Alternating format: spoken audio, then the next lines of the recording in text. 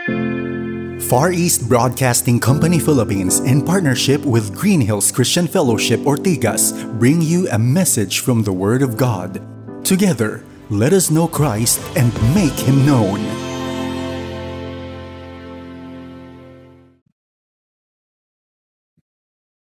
Isang mapagpalang hapon po sa ating lahat.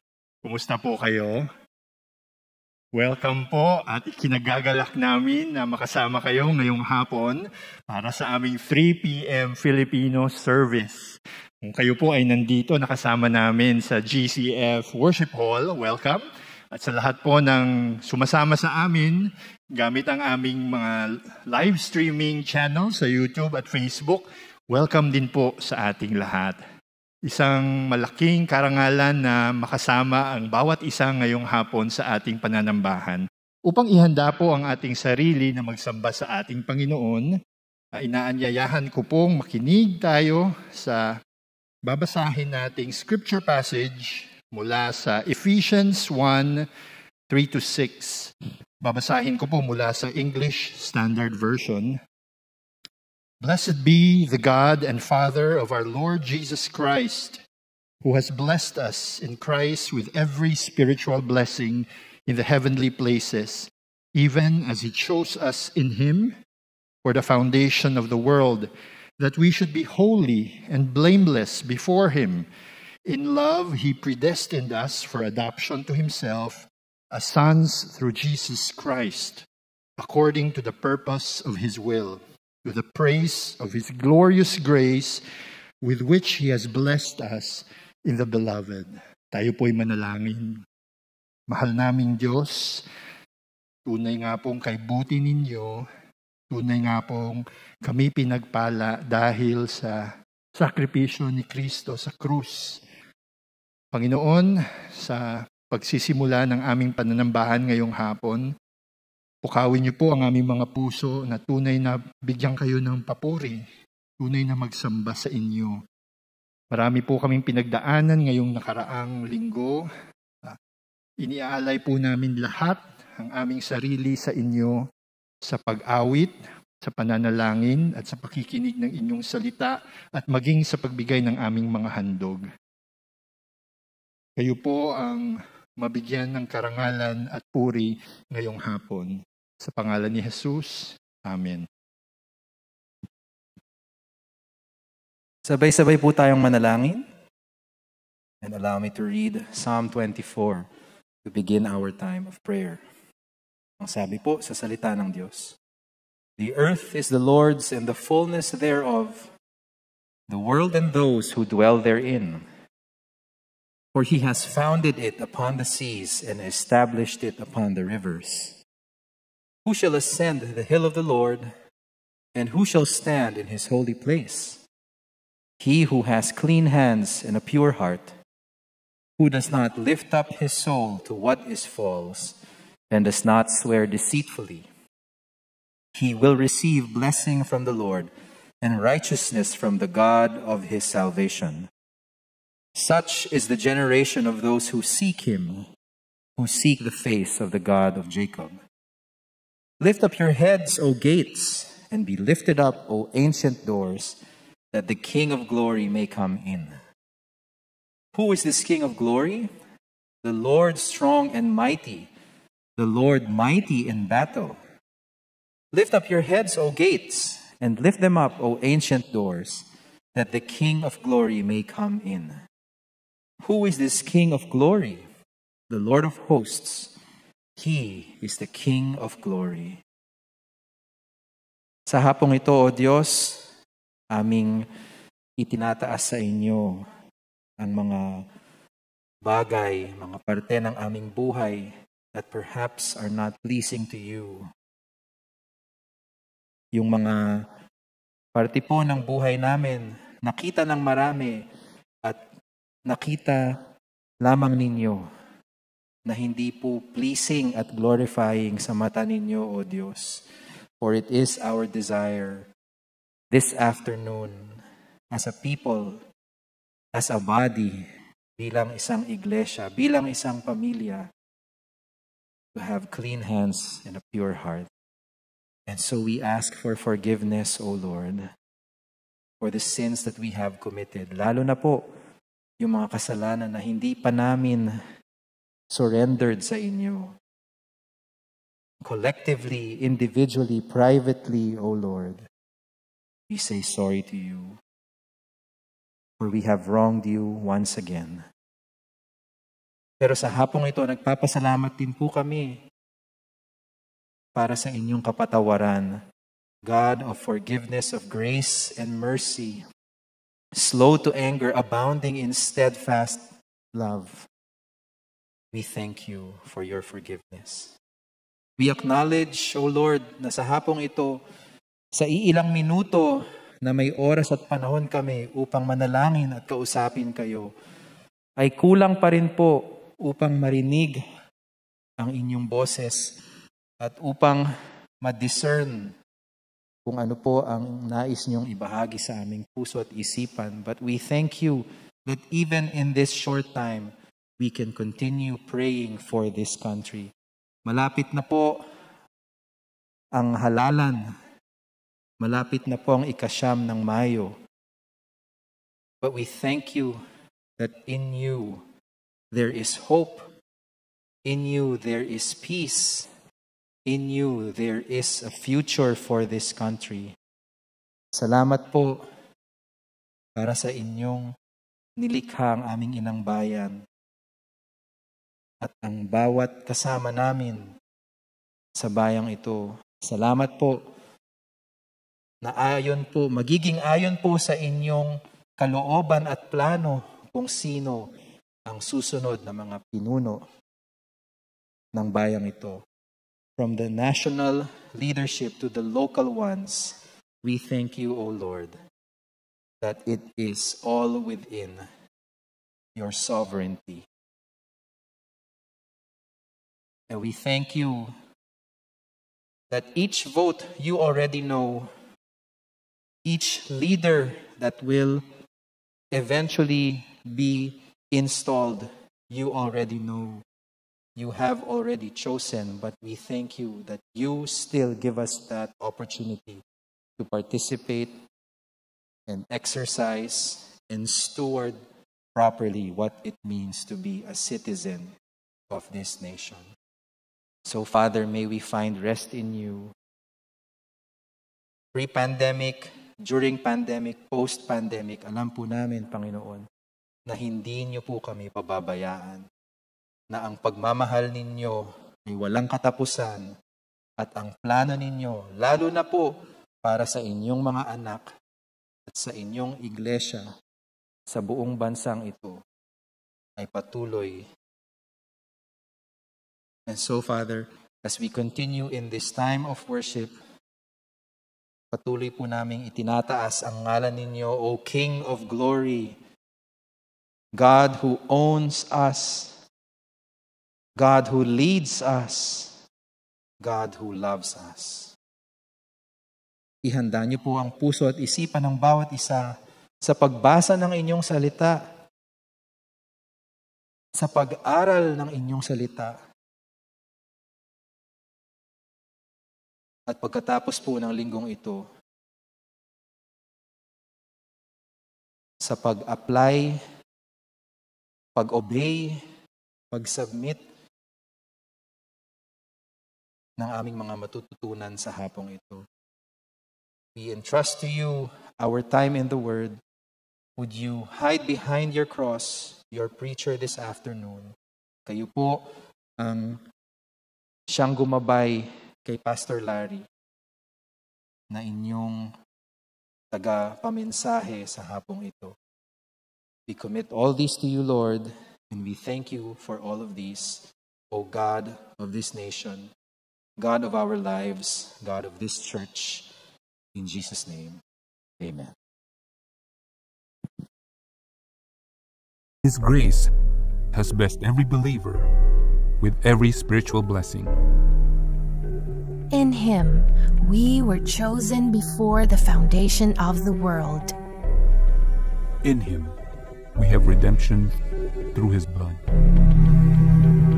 In Him, we have obtained an inheritance. sealed with the Holy Spirit. God desires to see every believer realize our hope and our inheritance in Christ. That God's children realize the magnitude of Christ's power and glory. This is the kind of church that we should be. A church built on biblical bedrock. Our Sunday sermon series on the book of Ephesians.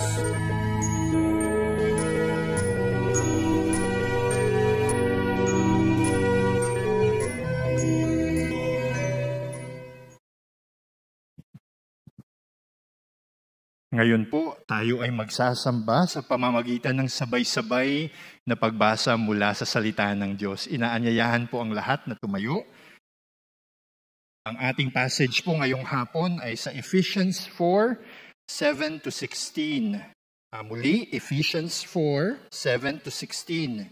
Ako po ay magbabasa mula sa English Standard Version. Sabay-sabay po tayo. But grace was given to each one of us according to the measure of Christ's gift. Therefore, it says, when he ascended on high, he led a host of captives, and he gave gifts to men. In saying he ascended, what does it mean but that he had also descended into the lower regions, the earth? He who descended is the one who also ascended far above all the heavens, that he might fill all things.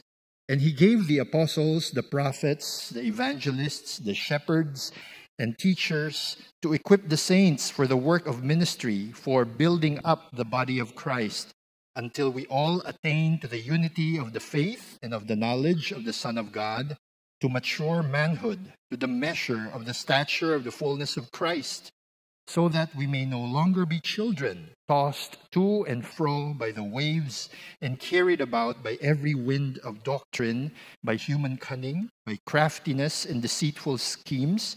Rather, speaking the truth in love, we are to grow up in every way into Him who is the head, into Christ, from whom the whole body, joined and held together by every joint with which it is equipped, when each part is working properly, makes the body grow so that it builds itself up in love. Praise God. Makakaupo na po tayong lahat. Magandang hapon po sa kanilang lahat. At salamat po sa inyong pagdalo dito sa ating pagsamba. Meron pong biglaang emergency si Pastor BJ, ang aking matalik na kaibigan. Kaya po ako ay naatasan niyang pansamantala at panandaliang pumalit sa kanya ngayong hapon lang.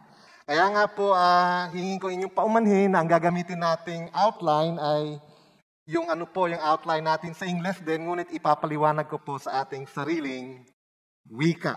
Kaya po ang ating paksa ngayong hapon ay the blessings of every member and whole life ministry.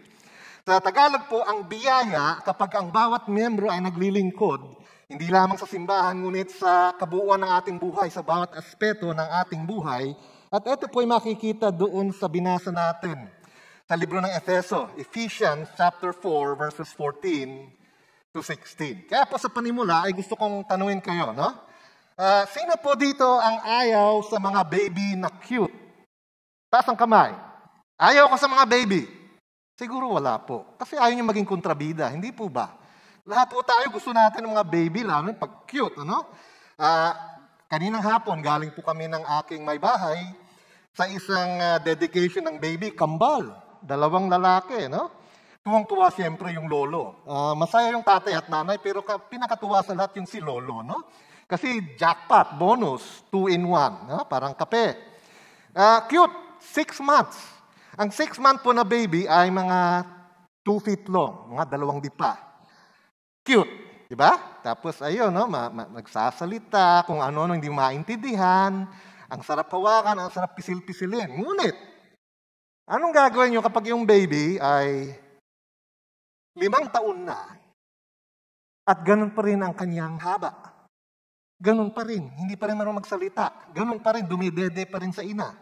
Ay, kakabahan ka na, hindi po ba? Paano kung yung baby ay 20 taon na? 20 years old, ganun pa rin kahaba, dumidede pa rin sa nanay, ay ang laking problema po noon, ano? Ganon din po sa buhay espiritual. Ang ating Panginoong Diyos, nung niligtas niya tayo, gusto niya tayo ay lumago. Hindi po tayo baby panghabang buhay. Kasi po nakakatakot na yun, hindi yun cute, nakakatakot na yun, hindi po ba? Ganon din po ang ating buhay espiritual. At sa ating buhay espiritual, dito po sa ating passage, makikita natin na ang Diyos ay may binigay na dalawang bagay. Dalawang gagawin natin upang tayo ay lumago sa buhay espiritual. Ang una po ay tinatawag natin every member ministry. Ano yan sa Tagalog? Ito ay ang katotohanan na ang Diyos ginawa niyang simbahan, nilikha niyang simbahan upang ang bawat miyembro ay maglingkod. Hindi po pwede na ang simbahan po ay meron tinatawag sila na outsourcing. Alam ko po, uso ngayon na outsourcing. Pero hindi uso kay Diyos, sa Diyos yun, kay God, ano? Hindi po pwede na yung mga pastor at misyonero ay sila lahat gagawa. Every member ministry, ibig sabihin po niyan, lahat ay tinawag upang maglingkod. Sabi po sa Ephesians 4:7-10, itinuro doon, nung nakalipas na si Pastor BJ po ang nagbigay ng mensahe, na binigyan ng Diyos ang bawat Kristiyano ng kakayahan, gifts, at pagkakataon, opportunities. Lahat po tayo meron yan. Wala pong isang Kristiyano na tunay na ligtas na walang kakayahan upang maglingkod. Ano ba yung kakayahan, Pastor? Dito po sa ating passage, sa ating Biblia, sa Ephesians, hindi sinabi kung ano yung kakayahan. Walang binigyan na definition. At dahil po dyan, para sa akin, at common sense lang, gifts or kakayahan ay kahit anong ibinigay ng Diyos sa iyo na pwede mong gamitin para sa Kanya. Halimbawa po noon, bago po mag-lockdown, may nagtanong sa akin, Pastor, tanging kaya ko lang mag-badminton. Medyo okay ako dun. Sa tingin mo, magagamit ko yun. Sabi ko, sige, yayain mo yung mga kamag-anak mo, kapitbahay mo. Tapos, habang kayo ay naghihingalo sa badminton, sabihin niyo, gusto niyo bang ipanalangin ko kayo? Sabi niyo, oo nga, no, pwede ko gawin yon. Badminton lang yon. May gift siya eh. Ginagamit niya ngayon sa Panginoon yon. Yun po ang ibig sabihin ng every member ministry. Bawat Kristiyano ay tinawag upang maglingkod at huwag na natin hanapin pa, gamitin na natin.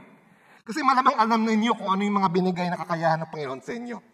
Ano naman po ang pangalawa? Pangalawang daan na binigay ng Diyos sa atin para tayo lumago sa ating buhay espiritual. Ito po ay whole life ministry. Ano ang ibig sabihin ng whole life ministry? Ito po ay ang paggamit ng bawat aspeto ng ating buhay para sa paglingkod sa Diyos. Ang ibig sabihin po niyan, nung sinulat kasi po ito ni Apostol Pablo, ang Ephesians, ito po ay pati ako nagulat ng naintindihan ko. Wala pa po tayong tinatawag na weekend ministry noon. Naintindihan niyo po ba?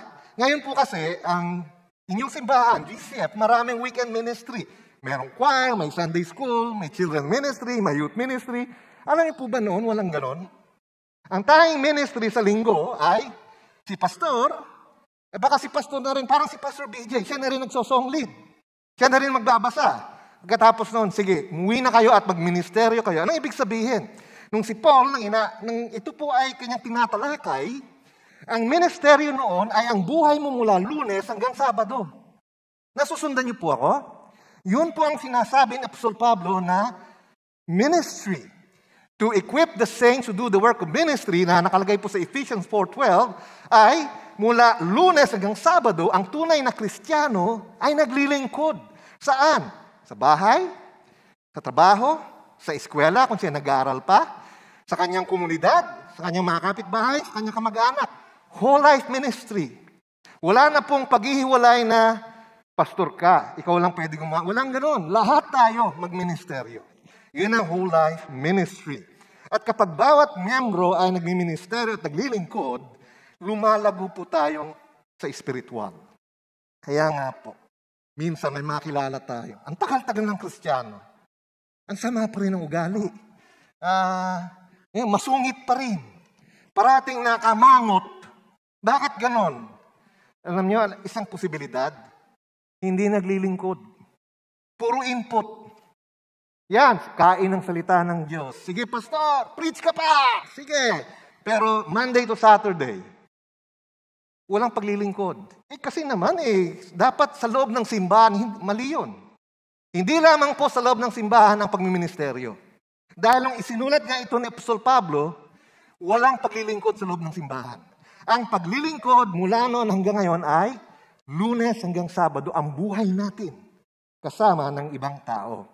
Kaya nga po, bago natin talakayin, gusto ko lamang po iwan sa inyo ito, no? Anong ibig sabihin ng buong mensahe ngayong hapon? Ang simbahan ay lumalago sa pagmamahal at pagkahawig kay Jesus kung ang bawat miyembro ay maglilingkod. Ang simbahan ay lumalago sa pagmamahal at sa pagkahawig kay Jesus kung ang bawat miyembro ay maglilingkod.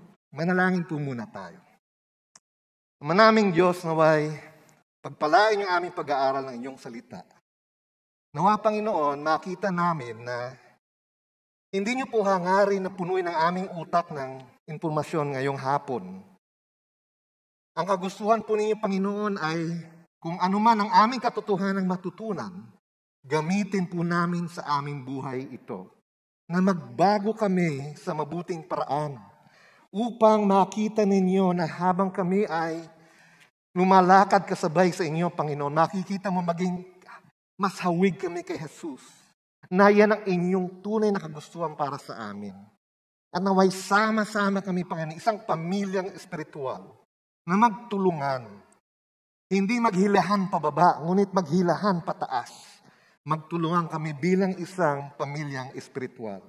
Pagpalain niyo po ang bawat na nandito. Online man, Panginoon, ang aming kapatiran doon, o ang lalo na po yung mga nandito ngayon, nagsasamba kasama namin. Sa ngalan ni Jesus, Amen. Hindi ko po masyadong pahabayin ang ating mensahe. Meron pong 3 biyaya. 3 blessings. Kapag tayong lahat ay naniniwala at nagpa-practice ng every member and whole life ministry. Pag tinanggap po natin na, oo nga, Kristiyano ako, dapat talaga naglilingkod ako. Kasi kung hindi, baka peke ako. Every member ministry and whole life ministry, bawat aspeto ng buhay ko, pwede yun, paglingkuran si Jesus.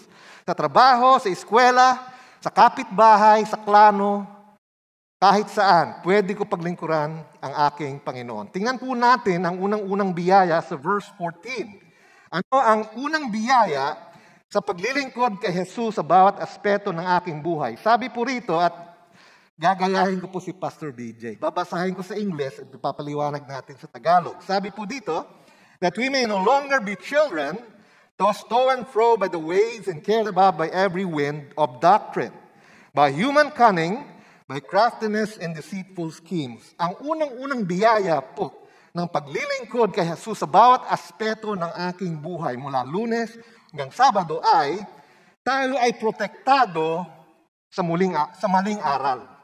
False teaching. We are protected from false teaching. Kasi po, kaya ko tinanong kanina, tungkol sa baby, kasi po, pag tayo ay bagong mananampalataya, masaya ang Panginoon doon. Ngunit hindi po hangarin ng Panginoon na handyan ka lang habang buhay. Hindi po lalago po dapat tayo. Tayo po ay mag-i-improve. Hindi po tayo baby panghabang buhay, espiritual. At ang isang karakteristik po ng mga sanggol sa pananampalataya ay madali silang madala ng bagong katuruan. Naalala ko po nang ako'y high school, ang aking disciple noon. Ako po ay pinagpala na may disciple na napakamasigasig at mapagmahal. Siguro po ay bilang biro, tinanong niya ako, alam mo ba na ang lahat ng katuruan, mali o tama, walang bago? Sabi niya sa akin, there is no such thing as new teaching. 4th year ako noon. Teenager. Alam niyo po, ang mga teenager dumadaan sa isang bahagi ng buhay nila na mayabang sila. Kala nila, alam nila lahat. Ganon ako noong 4th year. Dinibati ko siya. Sabi ko, hindi tama yan, Kuya Jerry. Meron ganito, meron gano'n. Meron ba ito noon? Alam mo sabi niya sa akin? Sige, basahin mo ang Ecclesiastes 1:9-10. So binasa ko at babasahin ko sa inyo. What has been is what will be. And what has been done is what will be done. There is nothing new under the sun. Is there a thing of which it is said, see, this is new? It has been already in the ages before us. Walang bagong katuruan, maliban o tama. Tama pala yung aking discipler nung sinabi niya yon. Halimbawa po, sinasabi natin, napakalala ng buhay ngayon. Napakalaganap ng pagiging immoral. Hindi pa ito nangyari. Ay, hindi po totoo yun. Noong kapanahunan ni Apostol Pablo, ang buhay po sa Roma, in Rome, ay ganun na. Laganap ang pagiging immoral. In fact, nung buhay pa rin si Paul, sa lugar na tinatawag ng Corinto, ay mas malala pa yung ginagawa doon kaysa ang pinakamalala na maisip nyo ngayon. Lahat ng klaseng kasamaang sexual ay meron na noon pa rin sa Corinto. Kaya nga po, tama. Ganon din po ang false teaching o maling aral. Meron na noon pa. Kaya nga, kasi minsan, pa ang mga sanggol pong espiritual, bakit kaya hindi ito tinuturo sa simbahan namin? Nabasa ko sa libro, nakita ko sa YouTube, merong vlog. At sikat na sikat. Bakit gano'n yung simbahan namin? Nahuhuli? Bakit hindi binanggit ni Pastor BJ? Ito pong sasabihin ko sa inyo, pag merong nagsabi na may bago silang aralin mula sa Biblia, huwag kayong maniwala. Dahil ang Biblia ay kailangan ipaliwanag, pero nandyan na po yan at hindi na dadagdagan ng Panginoon yan. Yun palang Biblia, hindi na natin maintindihan lahat. Doon may dadagdag pa ba ang Panginoon? So yun po, At gusto ko lamang po magbigay ng application. Praktikal na paggamit ng verse 14 sa ating buhay. How do you fall victim to false teaching? Paano ba nabibiktima ang mananampalataya sa maling aral? Meron pong 4 na paraan. May mas marami pa, ngunit dahil sa panahon kulang naman ng ating oras, 4 lang babanggitin ko. Paano tayo mabiktima? At kung gusto niyo, pwede niyo pong isulat to. Una, you are unaware of the most basic doctrines of the faith. Hindi mo alam ang pinakamahalagang doktrina ng ating pinaniniwalaan. 4 lang naman po yung talagang ating basic doctrines. At ang mga lumalabas dyan ay pwede na nating pag-usapan, pagdebatihan kung kailangan. Pero itong 4 na ito ay para pong upuan ninyo. Diba? May 4 yan na tinatayuan. Ano po yung 4 na yon? Ang una ay the inerrancy of the Word. Ang ibig sabihin po niyan, ang paniniwala natin, ang Biblia, nung unang binigay ng Diyos yan, doon sa original na lingwahe, ay walang kamalian. Sa bawat titik, sa bawat letra, na isinulat ng unang-unang diniktahan ng Diyos.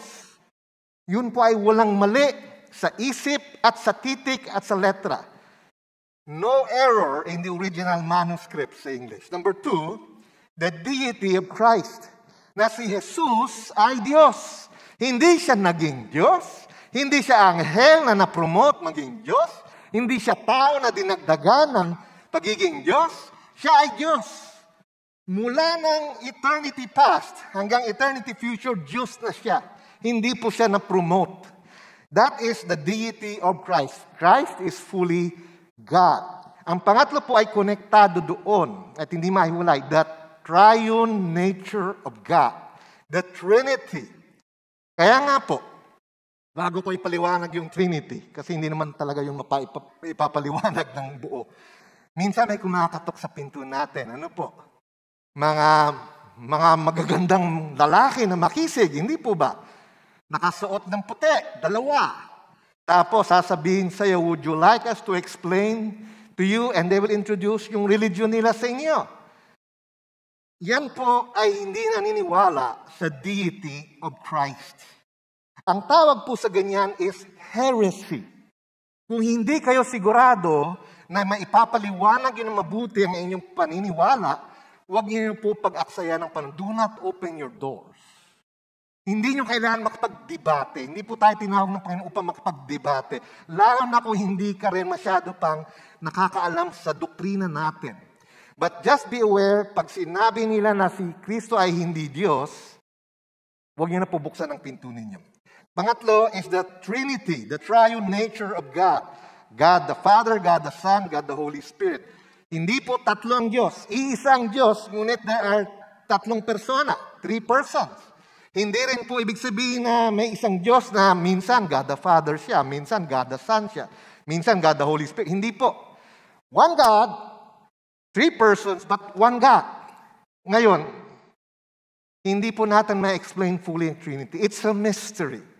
Yung amin pong mga professors sa seminary noon, ang nagsabi nito, kung makakita ka raw, sabi nila sa akin, ng napakagaling na theologian, sabi na they can explain the Trinity all the way, but only up to a certain point. Because there comes a point na kahit ang pinakamatalinong theologian sa seminary can only explain the Trinity up to why? Because God cannot be explained by the human mind. Pagdating po natin sa langit, ay pumila kayo at interviewin natin ng Panginoon. Explain to me, Lord, the Trinity. Pero siguro mahaba ang pila, no? But the Trinity is a mystery. It humbles us. It reminds us He is God and we are not. But that's doctrine number 3. And doctrine number 4 is found in Ephesians 2:8-10. Ano po yun? We are saved by grace alone, through faith alone, in Christ alone.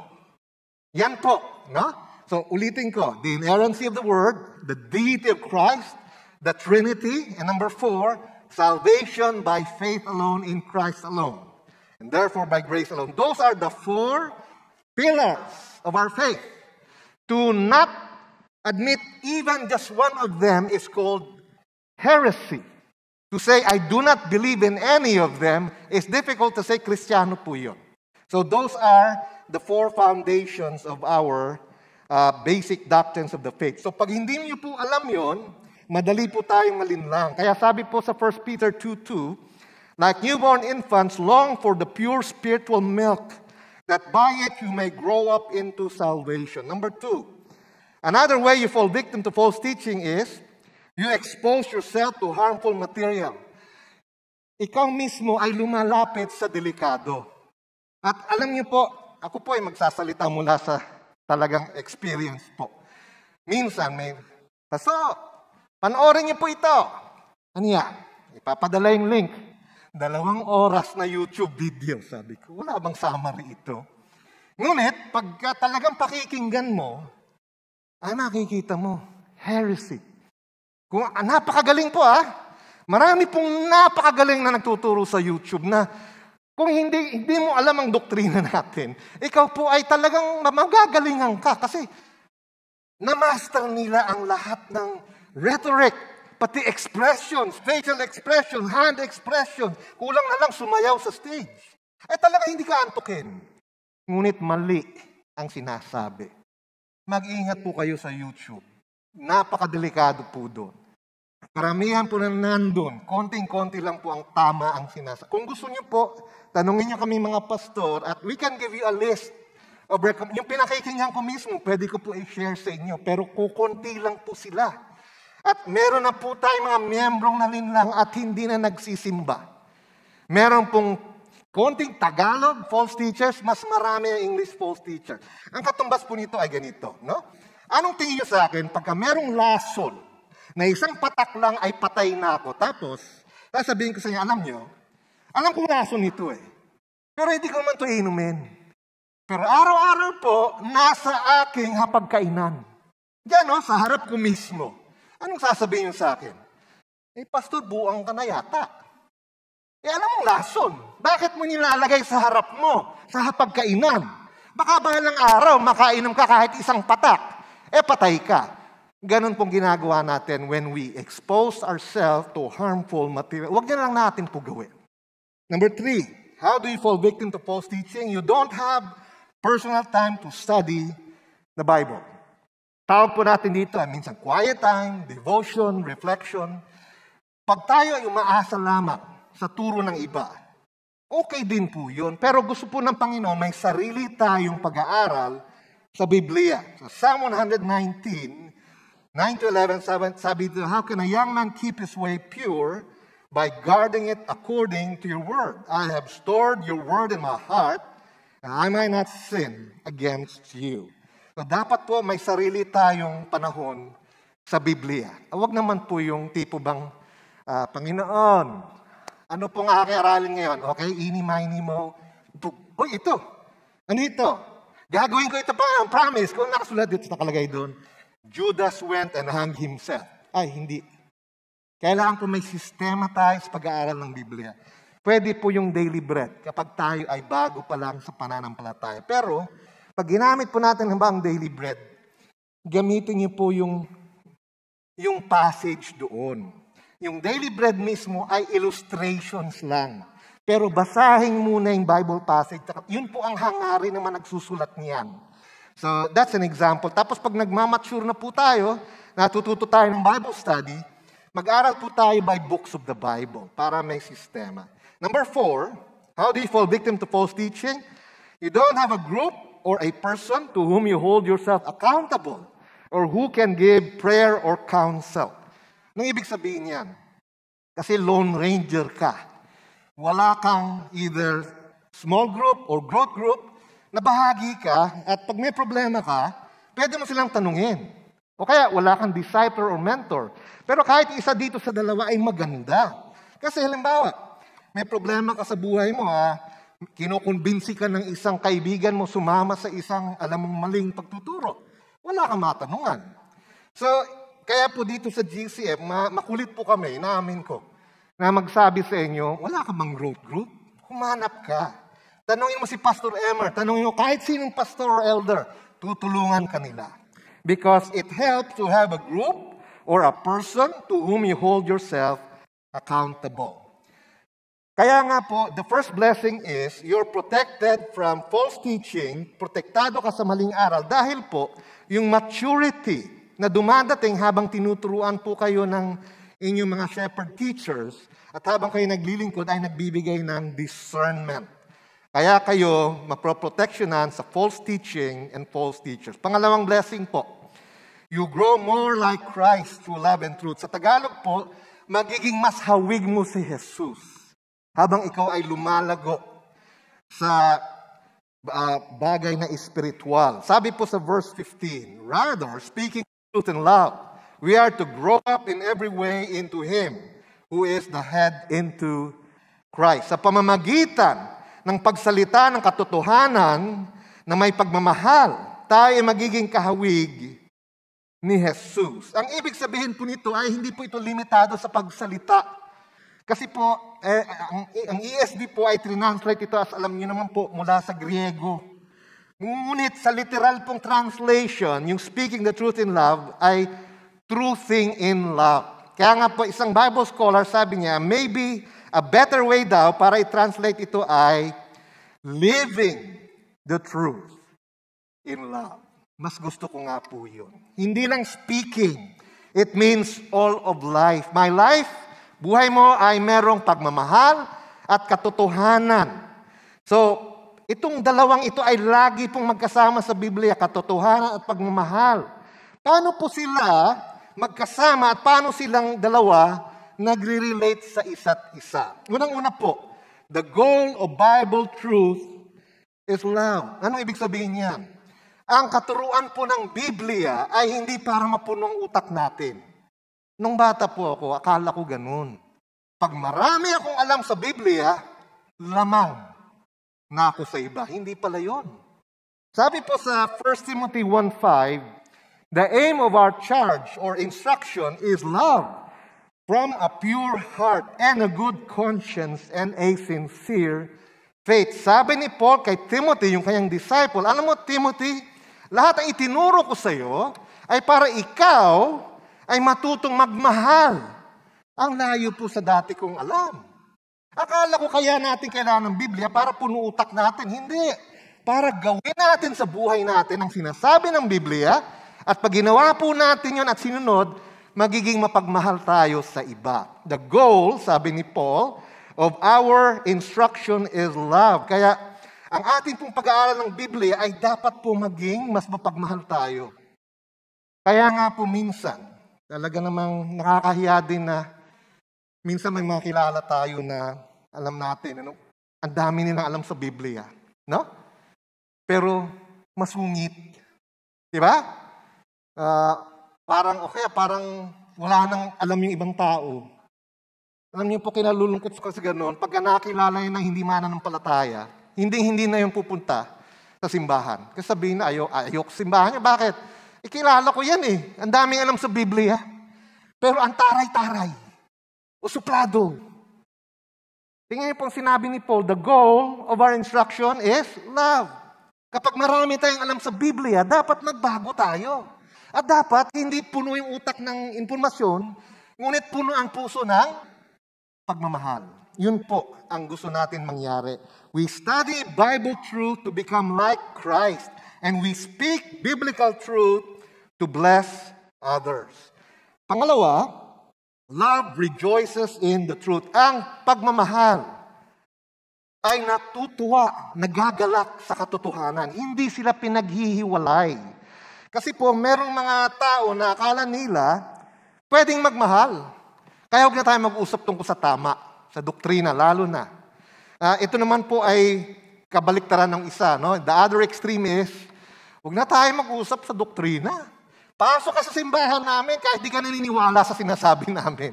Magsama lang tayo, enjoy. Mali rin po yun.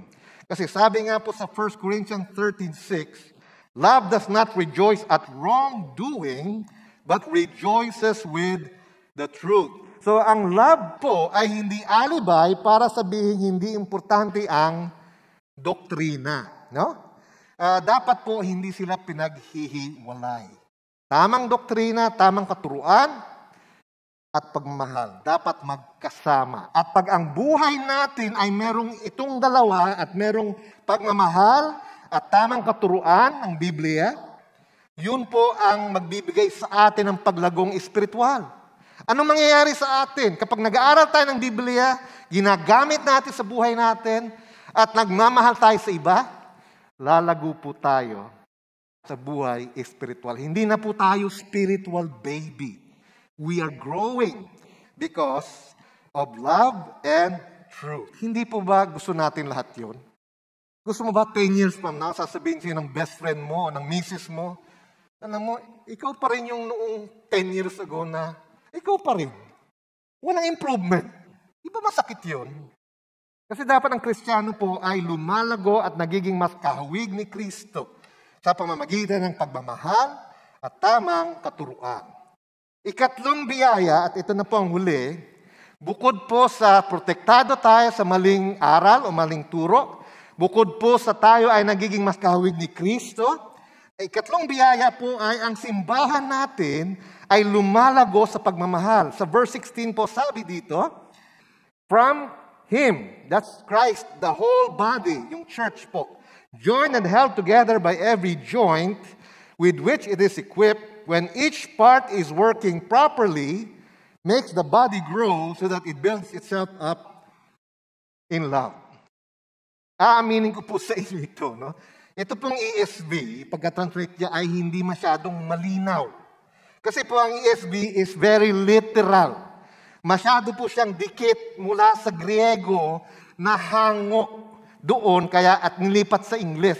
Kaya po natin pinili, ang pastor at elder natin decided, gusto natin ng ESV. Ang problema lang po, dahil masyadong literal minsan, mahirap po maintindihan. Lalo na for people like us na second language po ang English. So, bahagi ko, hati-hatiin po natin para maintindihan. Ano pong sinasabi nito? Sabi po muna, from Christ. Ibig sabihin, mula kay Jesus, ang simbahan, kapag bawat miyembro ay nagtatrabaho, naglilingkod ng ministeryo, ang buong simbahan ay lumalago sa pagmamahal. Meron ditong hindi mahirap po maintindihan. Sabi, joined and held together by every joint with which it is equipped. Anong ibig sabihin ito, Pastor? Good question.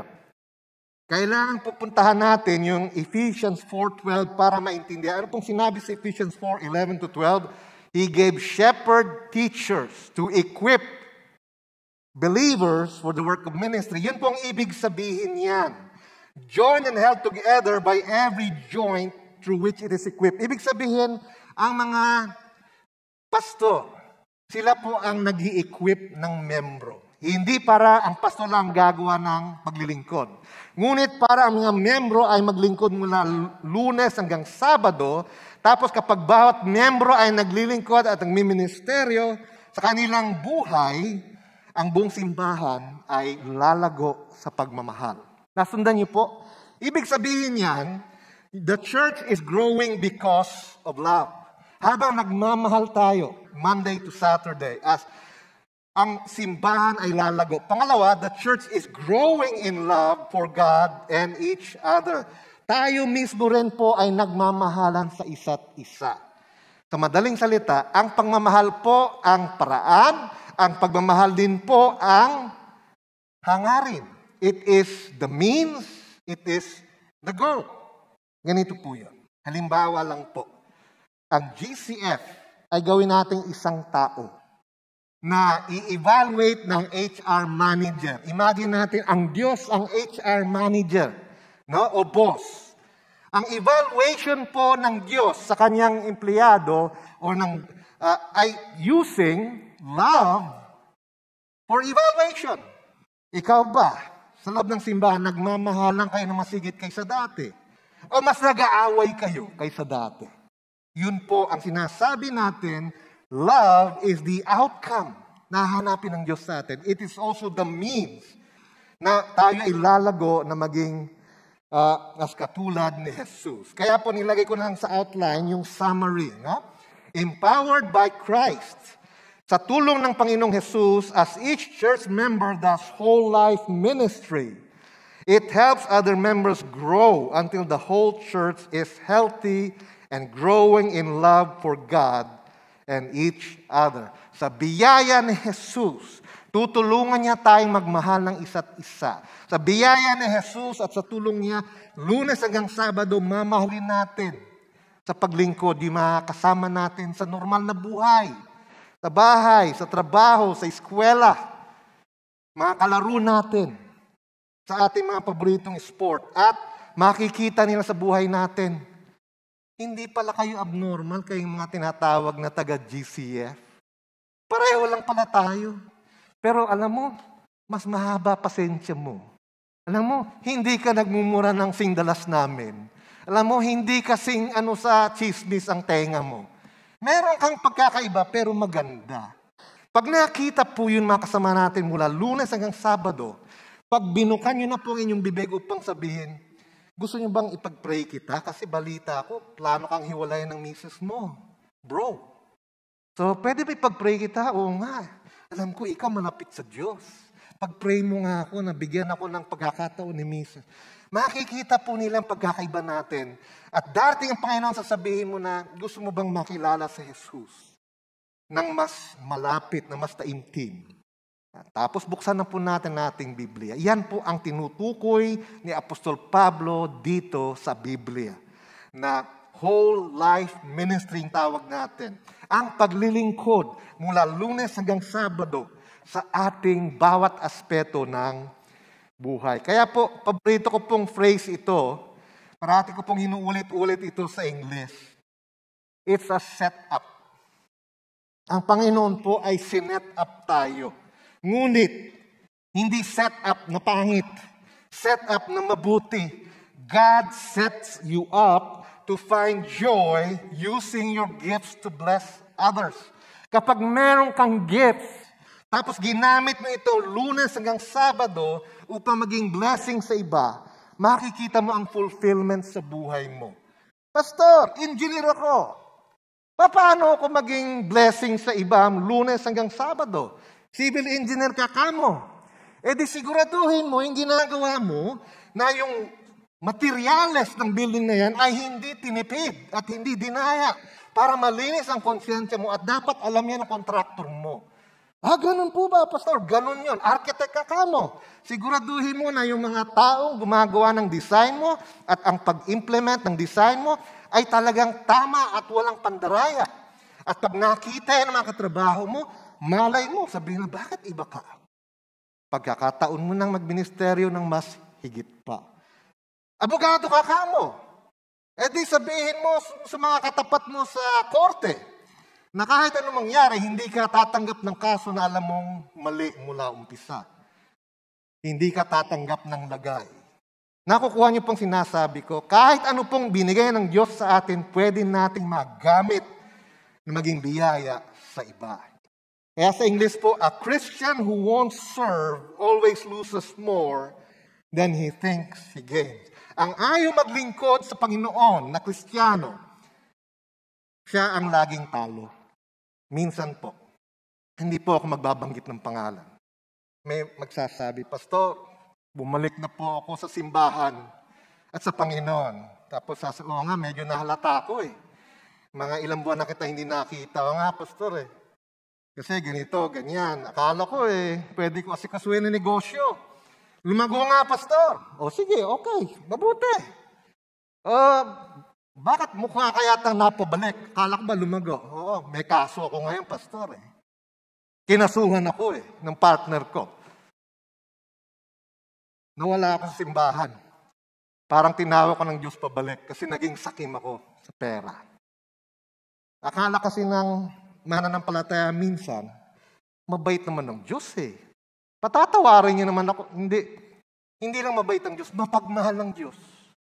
At dahil siya ay isang amang mapagmahal, marunong din siya po tumawag pabalik ng kanyang mga naliligaw na anak. Anak, halika dito, balik ka. Akala mo yung ginagawa mo tama. Bibigyan kita ng konting paalaala na bawat patak ng dugo sa katawan mo, bawat hininga mo, bawat piso sa bangko, galing sa Diyos. At pag yan ay ginalaw ko na, maalala mo na tumalikod ka at akala mo, ikaw ay hindi matatalo.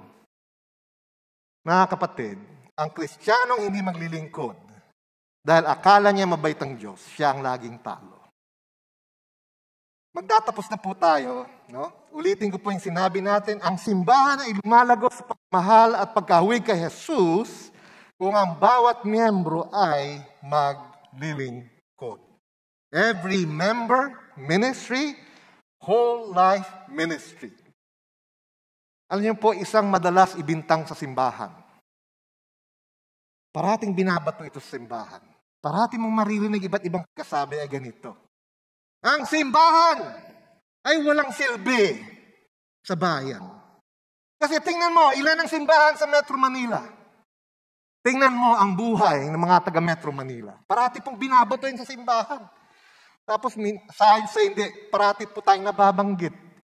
3 CF po kasi tayo ng malalaki. Tingnan mo, meron diyang CF doon, CF dito sa Ortigas. Bakit ganun pa rin ang Metro Manila? Sa akin po, mali po ang tinitingnan nila. Huwag tingnan ang simbahan. Ano po ang tinuturo ng Biblia? Ang pagbabago ng isang bayan, ng isang syudad, ay hindi konektado sa kabuuan ng simbahan.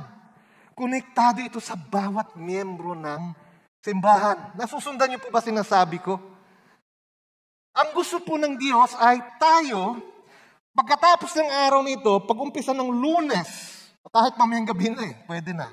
Mula Lunes hanggang Sabado, ay ipakikita natin bilang mga individual na ako ay kakaibang doktor, ako ay kakaibang teacher, ako ay kakaibang estudyante, ako ay kakaibang asawa, dahil ang Diyos ay nasa puso ko, si Jesus ay nananahan sa buhay ko.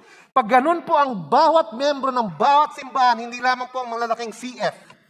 Lahat ng simbahan, kahit maliliit, kung pare-pareho mag-isip, magbabago pong Metro Manila, magbabago pong Pilipinas. Mali pong tinitingnan natin. Akala natin, yung simbahan, yung kabuuan niya na magbago. Hindi po. Hindi kaya ng simbahan. Bawat miyembro na merong kagustuhan ipakita ang katotohanan ni Jesus sa buhay nila. Lunes hanggang Sabado, yan po ang magbabago ng Metro Manila, ng bayang Pilipinas. Kaya nga po, dapat yun po ang ating isipin. Ito po ang hamon ko sa inyong lahat sa aking pagtatapos. Mula sa araw na ito, hamunin natin ang sarili natin na tayo maging kakaibang Kristiyano. Hindi na po tayo nagtatago o nahihiya. Ngunit ang ating hangarin ay maglingkod, magministeryo mula Lunes hanggang Sabado. Magpakita lang ng pagmamahal, magpakita ng kakaiba na mabuti, hindi kakaiba na masama. Yung dating suplado ay hindi na ganun kasuplado. Yung dating matara ay hindi na. Yung dating masungit ay hindi na. Ipakita natin may pagkakaiba tayo. Ano kaya mangyayari sa Metro Manila? Kung kahit dito lang sa ating simbahan, ganyan tayo mag-isip. Meron pong magbabago. Tayo po'y magtiwala sa Diyos, merong magbabago. Ang Diyos ba talaga ay katulad ng kanyang Naakusahan siya sa Matthew 25:24, isang tao na walang katarungan. Yun po ang ibinato sa kanyang pagbintang doon sa Matthew 25:24. Yung binigyan niya ng isang talento at inilibing. Sabi sa kanya, "You are a hard man, reaping where you did not sow, gathering where you scattered no seed." Kaya sabi niya, kaya itinago ko yung binigay mo sa akin. Naalala niyo po sinabi ng Diyos sa kanya? Kasi po, ang talagang doon, yung master, si God yun. Sabi sa kanya, "Cast this wicked servant away into outer darkness." Wala siyang relasyon sa Diyos. Ang kaparusahan niya ay walang hanggang kaparusahan kasama ang mga demonyo. Hindi po ganoon ang tunay na mananampalataya. Para sa tunay na mananampalataya, ito po ang Diyos. Psalm 103:13. As a father shows compassion to his children, so the Lord shows compassion to those who fear Him. Ang trato ng Diyos sa tunay na mananampalataya ay isang ama na perpekto ang pagmamahal. Ang Diyos ay hindi isang boss na nakatutok sa iyo. Pumalpak ka na naman. Ikaw, bumagsak ka na naman. Ikaw, sinisingil ka. Hindi po ganun. Isa siyang ama na pagmamahal lamang nararamdaman sa atin. Mula sa kanyang pagmamahal, sa pamamagitan ni Jesus, binigyan tayo ng Diyos ng kakayahan, oportunidad, mga tao, mga pastor at elder para turuan tayo, at isang spiritual family na tinatawag nating simbahan. At sa paggamit ng ating kakayahan, lalago po tayo sa buhay espiritual. Yan po ang hangarin ng inyong mapagmahal na Ama sa langit. Naway tayong lahat ay pagpalain ng Diyos sa ating paglilingkod sa bawat aspeto ng ating buhay. Lunes hanggang Sabado. Manaming Diyos, salamat po sa inyong pagmamahal. Dahil po sa laki ng inyong pagmamahal, binigyan niyo kami ng kakayahan.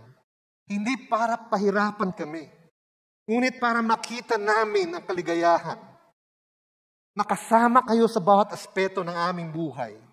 Kapag nakikita namin na ang kabuuan ng aming buhay ay pwedeng gamitin paglingkod sa inyo, Panginoon. Sa pamamagitan ng pagpapakita ng pagmamahal sa bawat taong aming makasagupa. Naway pagpalain niyo po ang aming hangaring, Panginoon, na magmula ngayon, kami magkakaroon ng pagkakaibang paglilingkod dahil bawat aspeto ng aming buhay ay pwede palang maging paglingkod sa Diyos. Pagpalain niyo po ang bawat isa na magkakaroon itong hangaring ito. Dahil ito ay aming samot dalangin sa ngalan ni Jesus. Amen. Amen. You've just heard a message from the Word with Green Hills Christian Fellowship Ortigas in partnership with Far East Broadcasting Company Philippines. We hope you can join us next week. God bless you.